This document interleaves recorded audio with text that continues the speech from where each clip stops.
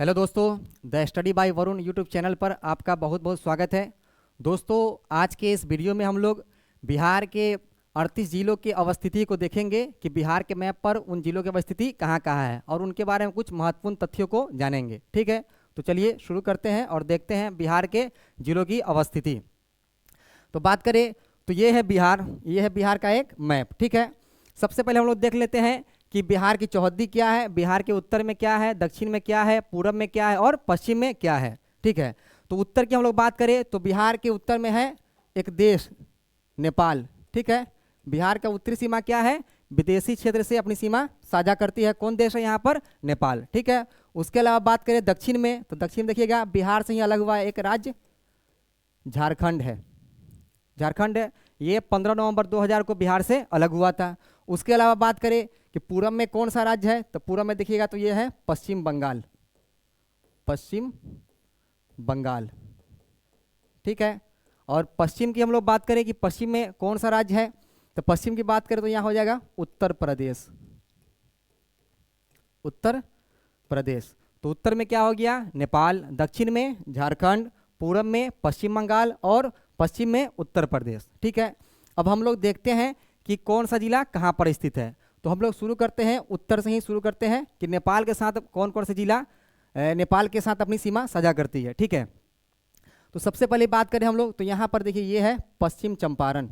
पश्चिम चंपारण जो क्षेत्रफल की दृष्टि से बिहार का सबसे बड़ा जिला है और इसकी स्थापना 1972 ईस्वी में 1972 ईस्वी में क्या हुआ था, चंपारण जिले को काट करके पूर्वी चंपारण और पश्चिमी चंपारण का निर्माण किया गया था। तो इसकी स्थापना कब हुई, 1972 में, और नाम इसका क्या है, पश्चिम चंपारण। और ये क्षेत्रफल की दृष्टि से बिहार का सबसे बड़ा जिला है। यहाँ पर चंपा नामक पेड़ों की अवस्थिति कारण क्या कहा गया, इसको चंपा चंपारण कहा गया। अरण्य मतलब जंगल होता है और चंपा वृक्षों की अधिकता के कारण से क्या कहा गया, चंपारण्य। और ये है पूर्वी चंपारण। पूर्वी चंपारण, इसका भी निर्माण कब हुआ, 1972 में। चंपारण को दो भागों में बांटकर पश्चिमी चंपारण और पूर्वी चंपारण। पश्चिमी चंपारण के मुख्यालय की हम लोग बात करें तो इसका मुख्यालय, इसके नाम, जिला के नाम से अलग क्या है, बेतिया। बेतिया क्या है, पश्चिमी चंपारण का मुख्यालय है। ठीक है, उसके अलावा पूर्वी चंपारण की बात करें, इसका मुख्यालय, तो इसका मुख्यालय है मोतिहारी। ठीक है, इसका मुख्यालय कहाँ है, मोतिहारी। उसके बाद बात करें इसके बगल में देखिएगा यहाँ पर तो ये है सीतामढ़ी।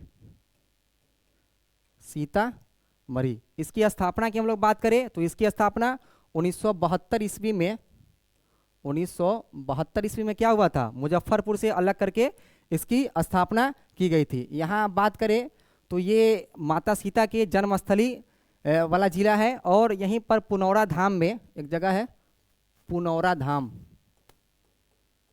पुनौरा धाम, जहाँ पर माता सीता की सबसे लंबी मंदिर का निर्माण किया जा रहा है। ठीक है, उसके अलावा बात करें तो चंपारण, पूर्वी चंपारण और सीतामढ़ी के बीच में एक छोटा सा जिला है जिसका नाम है शिवहर। शिवहर, इसकी स्थापना की बात करें तो इसकी स्थापना 1994 ईस्वी में 1994 ईस्वी में शिवहर को सीतामढ़ी से अलग करके इसको शिवहर जिला का निर्माण किया गया था। और शिवहर जिला की हम लोग बात करें तो शिवहर बिहार का सबसे छोटा जिला है और क्षेत्रफल की दृष्टि से उसके अलावा सबसे अधिक जनसंख्या घनत्व शिवहर का ही है। कितना है, 1880। ठीक है, कितना है, 1880 सबसे अधिक जनसंख्या घनत्व बिहार में किस जिले का है, शिवहर जिले का। और शिवहर क्या है, क्षेत्रफल की दृष्टि से सबसे छोटा जिला है। उसके बाद बात करें सीतामढ़ी के बाद इसके बगल देखिएगा यहाँ पर तो ये है मधुबनी।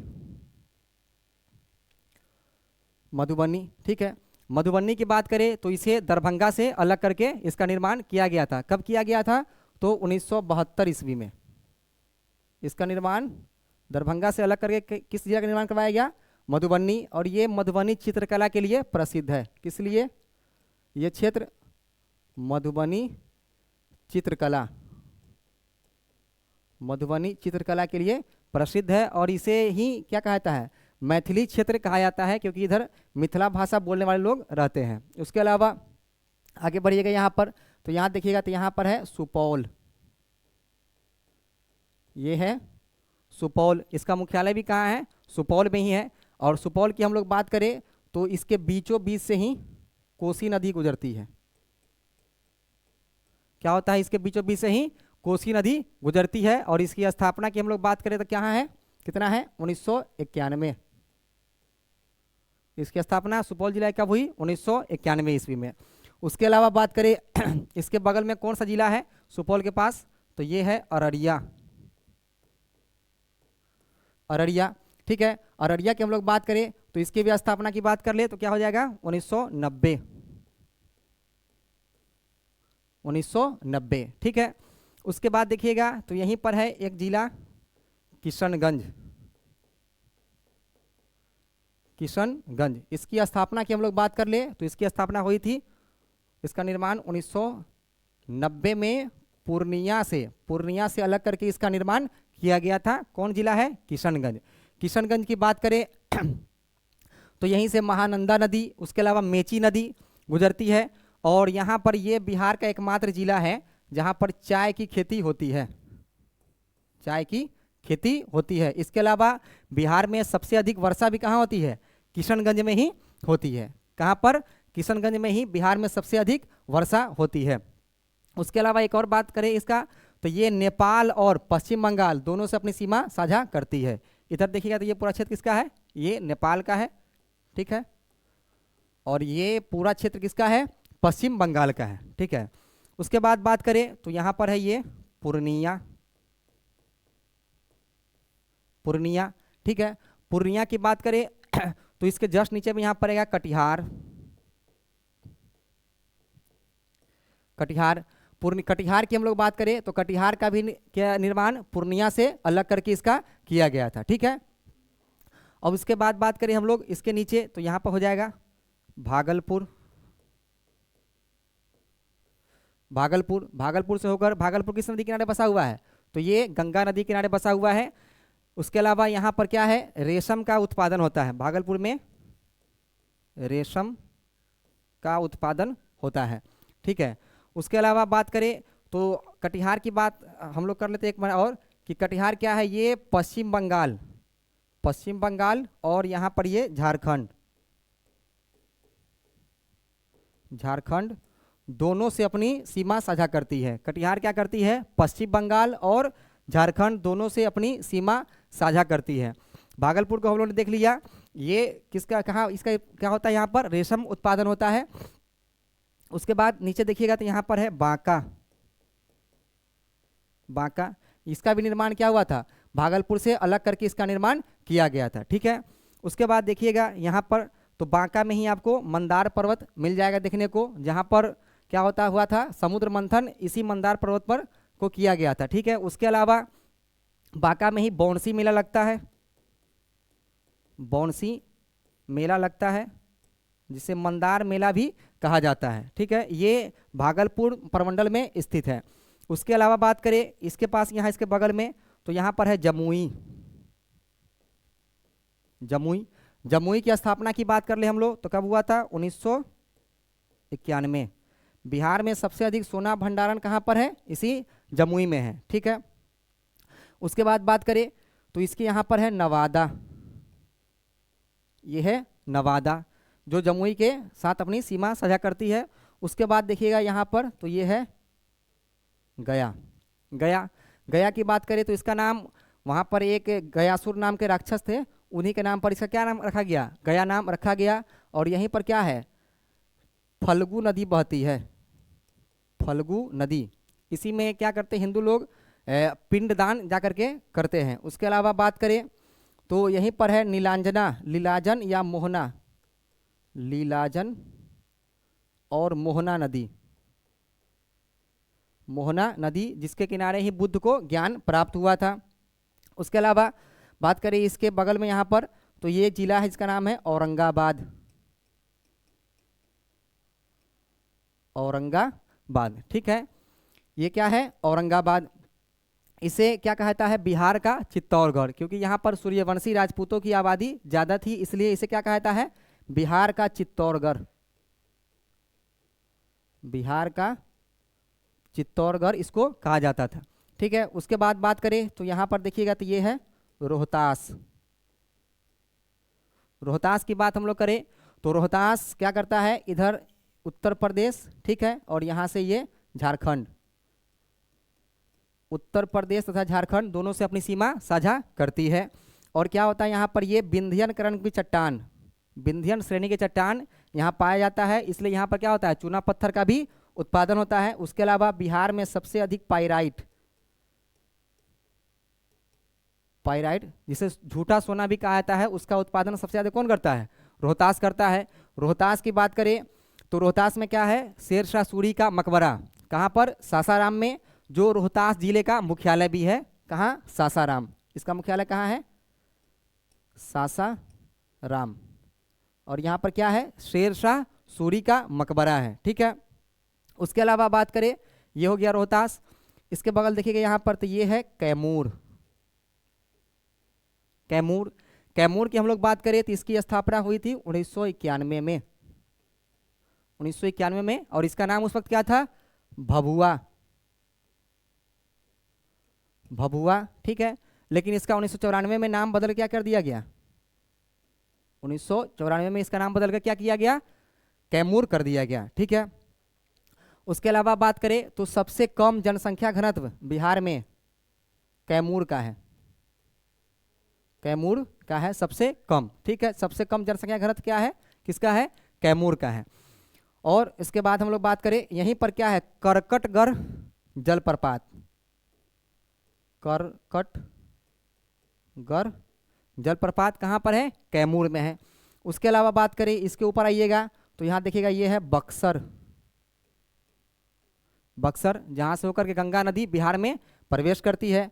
उसके अलावा बात करें तो बक्सर में ही क्या हुआ था, चौसा का युद्ध, जहाँ से गंगा प्रवेश करती है वहीं पर है चौसा, चौसा का युद्ध हुआ था 1539 में, जिसमें शेरशाह सूरी के द्वारा हुमायूं को पराजित किया गया था।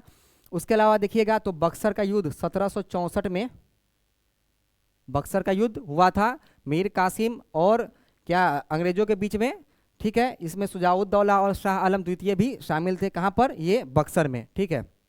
उसके अलावा देखिएगा तो बक्सर के बगल में ही यहाँ पर है, क्या नाम है इसका, भोजपुर,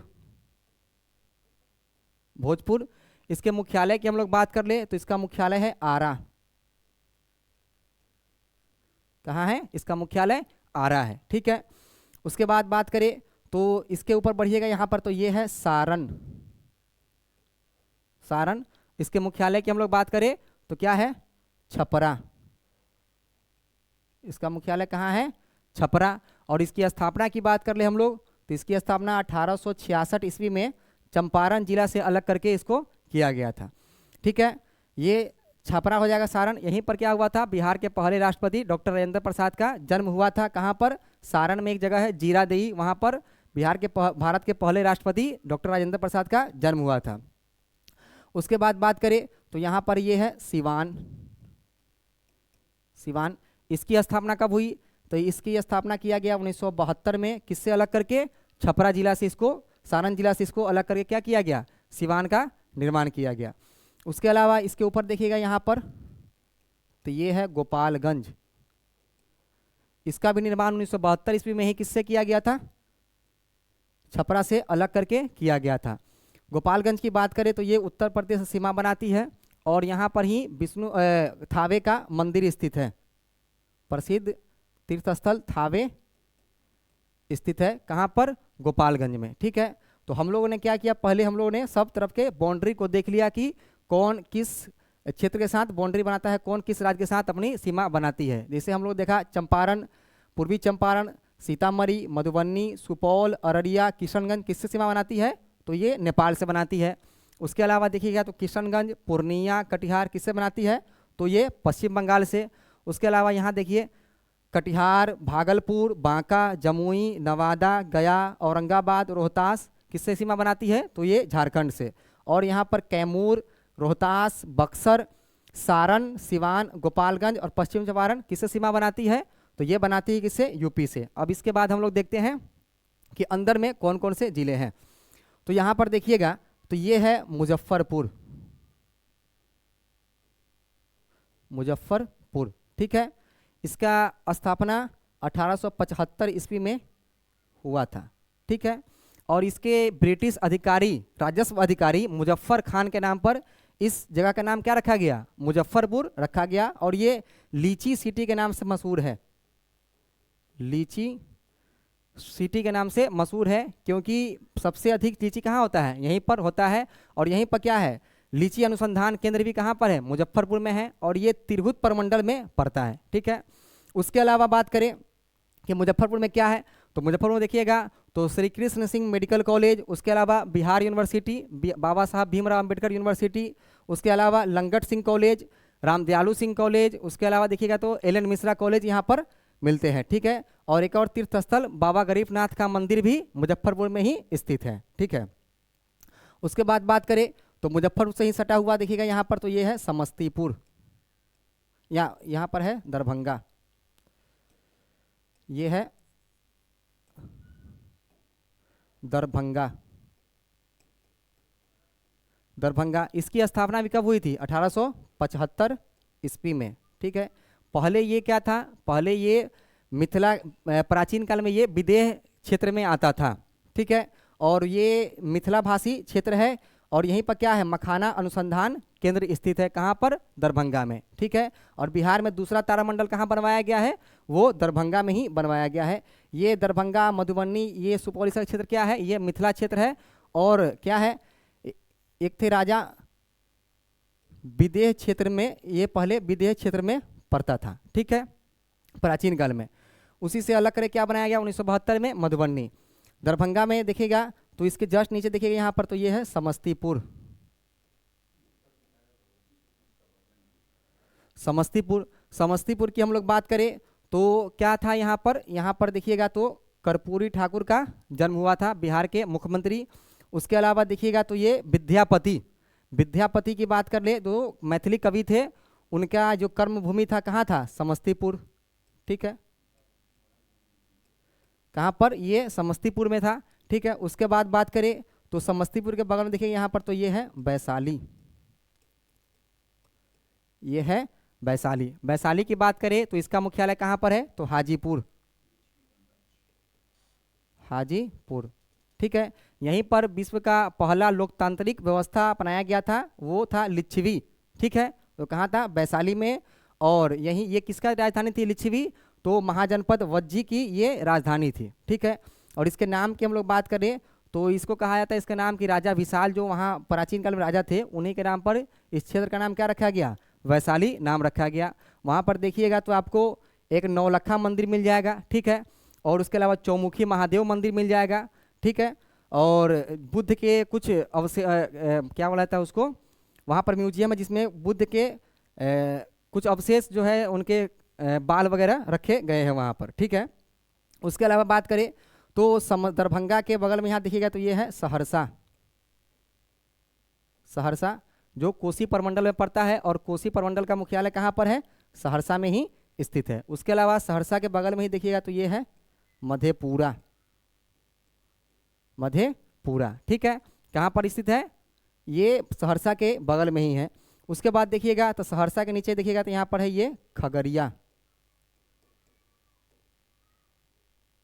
खगड़िया, ठीक है। उसके बाद देखिएगा तो ये है मुंगेर, ये खगड़िया के नीचे और भागलपुर और बांका के पास है, ठीक है। उसके बाद मुंगेर के बाद में देखिएगा यहाँ पर तो यहीं पर क्या है? लखीसराय, लखीसराय। इसका निर्माण भी किससे किया गया था? इसका निर्माण मुंगेर से अलग करके इसका निर्माण किया गया था, ठीक है। उसके बाद यहाँ पर देखिएगा तो ये है शेखपुरा, शेखपुरा, ठीक है। शेखपुरा की बात करें इसका निर्माण भी क्या हुआ था? मुंगेर से अलग करके इसका निर्माण किया गया था, ठीक है। इसकी स्थापना कब हुई थी दोनों की? तो 1994 में, 1994 में क्या किया था? शेखपुरा और लखीसराय को मुंगेर से अलग करके इसका निर्माण किया गया था।